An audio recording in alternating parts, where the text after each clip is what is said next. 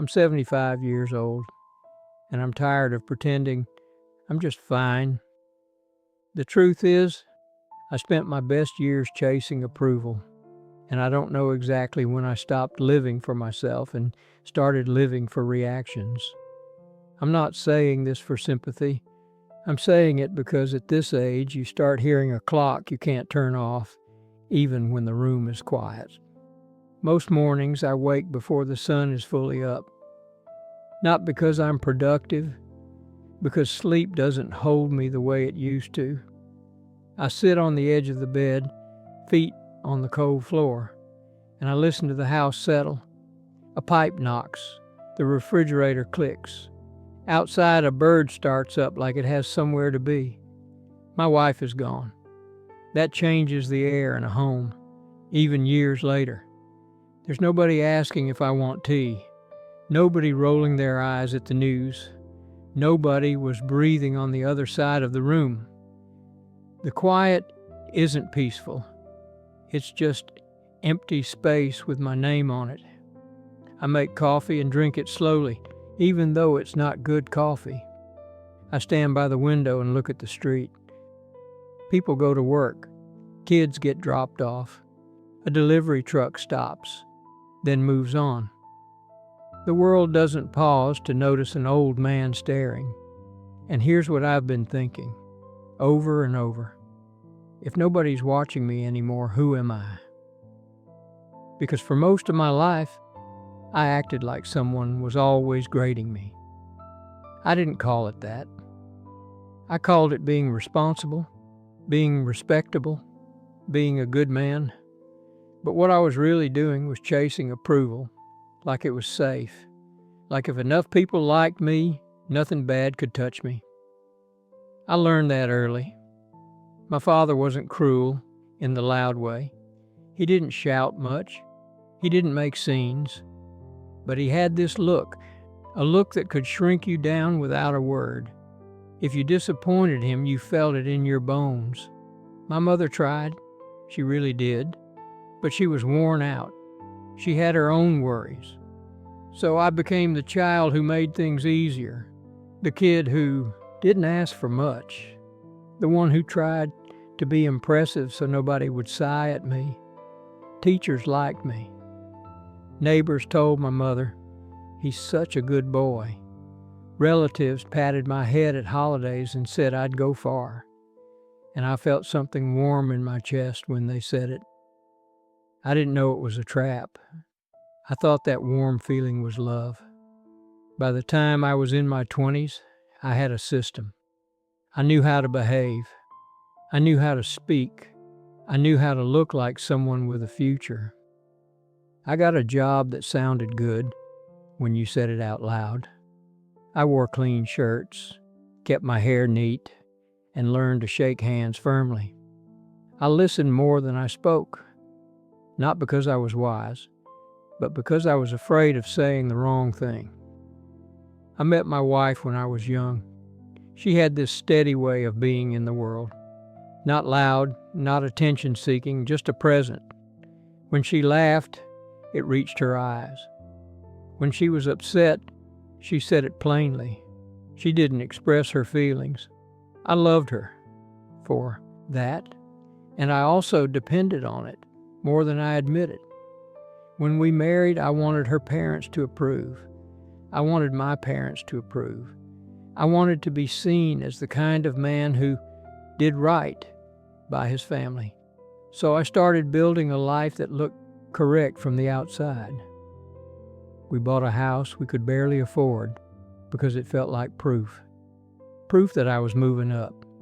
Proof that I wasn't failing. I took overtime because my boss noticed who stayed late. I said yes to extra projects, yes to committees, yes to any chance to be called reliable. People said, "We can always count on you." And I ate those words like they were food. I remember coming home at night and feeling proud of being exhausted, like the tiredness itself meant I mattered. My wife would have dinner ready, nothing fancy, just real food, plates warm, children loud in the background. We had 2 kids, a daughter first, then a son. I remember holding them and feeling fear, not just love. Fear that I wouldn't be enough, that I'd mess it up, that people would see through me. So I doubled down on what I knew. I worked harder. I tried to be the man nobody could criticize. The thing about approval is it doesn't stay. It leaks out of you. One compliment fades. One promotion becomes normal. Then you need another sign you're doing okay. I was always trying to stay ahead of judgment. I was always preparing an answer for a question nobody had asked. And while I was doing that, I was missing things. Not always the big things. Sometimes it was smaller. My daughter showed me a drawing and I said nice without looking properly. My son brought me something he built, and I nodded while thinking about an email I had to send. My wife tells me about her day, and I half listened, waiting for my turn to talk about mine. I went to some games, some school events. I don't want to rewrite history like I was never there. But being there isn't the same as being available. I was often present like a piece of furniture. In the room, not in the moment. I remember one evening at the kitchen table, mail spread out, bills, flyers, all of it. My daughter, maybe 13, started talking about a friend who'd been cruel to her. Not a big dramatic crisis, just the kind of hurt that sits in a kid's throat. She talked while I opened envelopes. I nodded. I made the right sounds. Then I offered advice too fast, something practical, something neat and tidy. She stopped mid-sentence. Her face changed in a way I didn't understand at the time. She didn't argue. She didn't cry. She just got quiet and went back to her room. And I felt relieved. Relieved that the uncomfortable feeling in the room had passed. That relief is what I'm ashamed of now. Because it meant I wanted the appearance of being a good father more than the work of being one.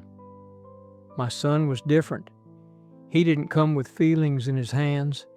He came with projects, a model airplane, a birdhouse, a school science display with glue everywhere. He'd stand there, waiting, not begging, just waiting. And I'd say, "That's great." And then I'd drift off into my own head. Those moments didn't feel like turning points. They felt ordinary. That's how damage happens. Ordinary. My wife tried to reach me, not with speeches, not with threats, with small sentences said at the sink, or in the hallway, or in bed with the light off. You don't have to say yes to everything. You seem far away. They miss you. And I would get irritated. Not because she was wrong, but because she was touching the place I kept hidden. I'd say, "I'm tired," like tiredness excused everything. The truth is, I didn't know how to be real without risking disapproval. If I had an opinion, I softened it. If I was hurt, I swallowed it. If I needed something, I acted like I didn't. I thought I was being mature. I thought I was keeping peace. But really, I was disappearing in small ways every year. Time moved. The kids grew. They left home. They built their own lives. I kept working, kept chasing the next nod, the next compliment, the next sign I was safe. Then I retired. There was a cake at work, speeches, handshakes. People said nice things. I smiled and thanked them, and I felt proud. And then I went home and sat in my living room and felt empty. No schedule, no performance. No one needs me. That's when it hit me. I didn't know what I liked. I didn't know how to spend a day without trying to earn it. My wife adjusted better than I did. She had friends, routines, a way of making meaning out of small days. She gardened, she baked. She called the kids just to hear their voices. I stayed busy in useless ways, fixing things that weren't broken. organizing papers, running errands nobody asked for, still trying to be good at something. Then she got sick. It started small, like these things do: a cough, fatigue, doctor visits that multiplied, waiting rooms that smelled like disinfectant and old fear.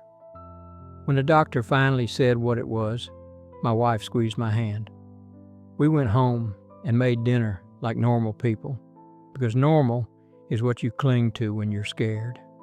The kids came around more after that. They called her, they visited, they sat with her and talked, and I watched it, grateful and wounded at the same time, because I could see how close they were with her, not forced, not polite, real. One evening after they left, we sat in the dim light of the living room. The TV was off, the house was quiet.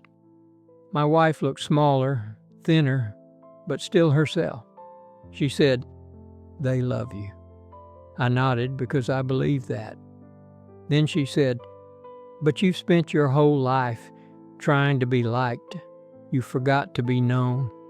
That sentence landed like a weight. Not dramatic, just heavy.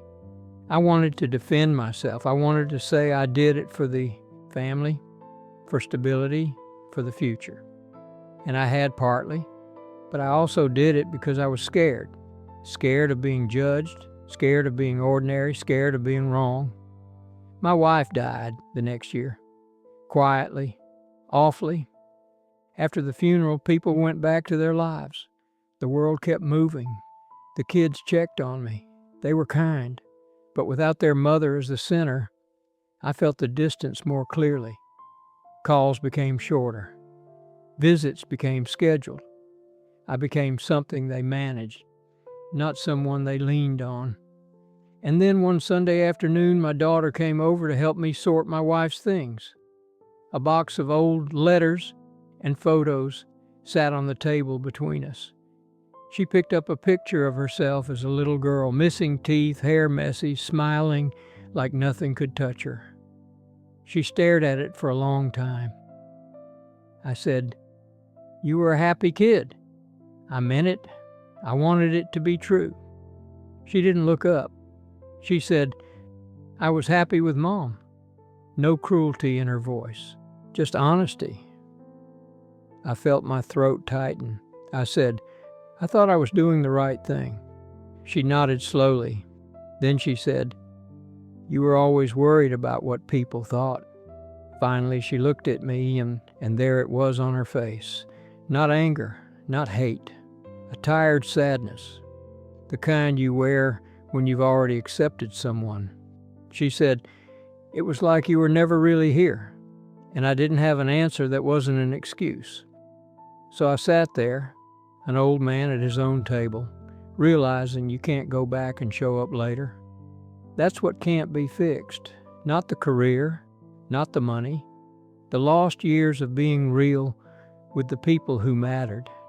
If you're listening and you see yourself in any of this, I'm not here to tell you what to do. Life is complicated. People have responsibilities, I know that. I'm only telling you what I learned too late. Approval doesn't fill you up. It keeps you hungry. And while you're hungry for it, you can miss your own life. I used to think respect was the same as love. It isn't. I used to think avoiding conflict meant keeping peace. Sometimes it just meant nobody knew me. Now at 75, my days are smaller. Pills in the morning, groceries, a walk if the weather allows, a quiet house in the evening. Sometimes I catch myself still performing, still trying to sound like the good man version of me. And then I stop, because that version cost me something I can't buy back. If this means something to you and you're willing, you can leave a thought behind. Not to comfort me, just so this doesn't feel like it disappeared into silence. I don't have a big ending. I'm 75. I don't get a do-over. All I have is this late honesty. I chased approval like it was safe, and I lost myself so slowly I didn't notice until nobody was watching anymore.